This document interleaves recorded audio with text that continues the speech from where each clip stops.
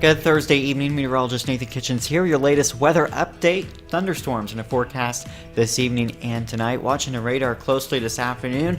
We do have a severe thunderstorm watch just north and west of Indy here. This is actually in effect till 7, but that may change a bit as you're watching this as we go into the evening. The radar here just after 3 p.m. are watching a line of thunderstorms, a bowing line of storms here working into northwest parts of the state.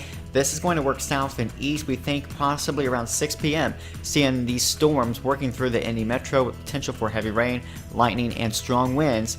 Hail will be a possibility as well. And as we go through the evening, we see this line of storms come through probably close to 5:30, 6 p.m. And then as we go into the overnight, additional showers of storms are going to be possible in the area.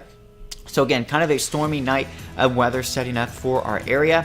Not everyone will see the storms, but I do think a good part of us here tonight will see additional storms after this initial wave of storms passes early this evening. If we look at that full 7-day forecast, it gets better tomorrow. We should see things trending drier.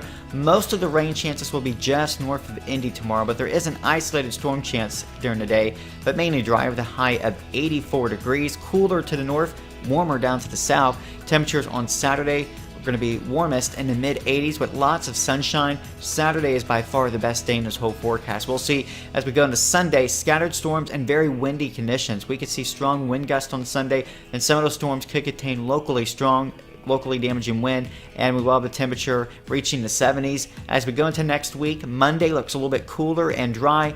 Our next chance of showers and storms comes in Tuesday afternoon into Wednesday morning, and we'll see things heating up as we go into later next week. That's all I have for your latest weather update. Have a great rest of your day.